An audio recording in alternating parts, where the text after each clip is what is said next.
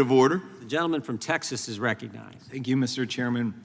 I want to talk about China, but before I do, I want to just comment, in the last exchange with Mr. Roy, I heard you say certain practices were outrageous to you, and I appreciated that. And I think maybe we would have liked to have heard more of that this hearing, about things, acknowledging failures. I realize there are a lot of positives to talk about, but we do as a committee want to work with you. When Chairman Jordan asked why so much is redacted in a document, could we perhaps sit down with you, even if it's privately, and you tell us why that needs to be the case?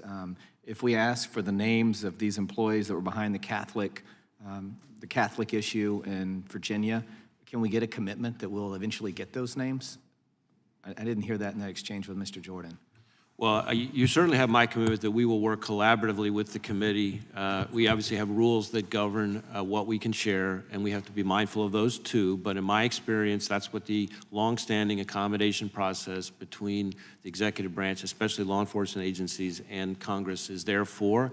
And we absolutely will pursue that in good faith. I know we've been providing an enormous amount of information, and if there are places that we can do better on that, we want to try to do better on that, if again, consistent with our rules. I'm very mindful of the fact that the whole reason I'm in this job is because my predecessor was fired, and in a fairly scathing Inspector General report, one of the things he was criticized for was sharing more information both with the public and, frankly, with Congress than was consistent with federal rules. Thank you. Thank you for that pledge.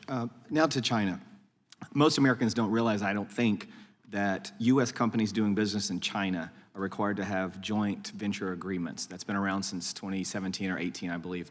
And it requires the Chinese Communist Party to have political cells within these enterprises, American enterprises in China. In the last few weeks, it has come to my attention that they've taken that up a notch and actually gone further, the Chinese have, and said that not only must they be present and have access, but they now control these American businesses. So they're, in essence, nationalizing American enterprises in China. And the CEOs I've talked to are afraid to say something. They say they've come to the FBI. The FBI, I think, is aware of this. I'm about to turn it over to you. My question is this happening, and what can be done about it? What do we need to do about it?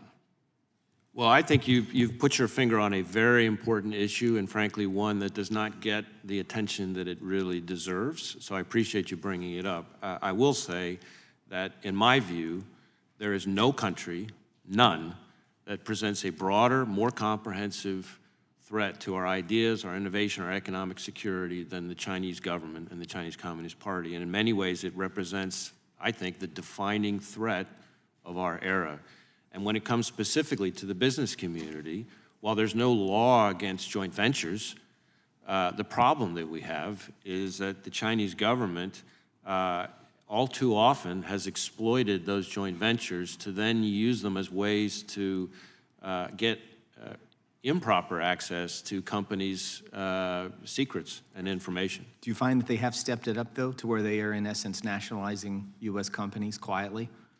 In a variety of ways. I hadn't really thought of using that term, but I think you're onto a very important point. I'll give you an example that I think a lot of people in America still don't know about and would be shocked to hear, which is that really any company of any size in China is required by Chinese law to have what they quaintly call a committee, which is essentially a cell inside the company whose sole function is to ensure that company's compliance with Chinese Communist Party orthodoxy. If we tried to install something like that in American companies, or if the British tried to do it in British companies or any number of other places, people would go out of their minds, and rightly so. Agreed. Well, thank you. I'd like to work with you more on that, and I'd yield the balance of my time to the chairman. Thank you.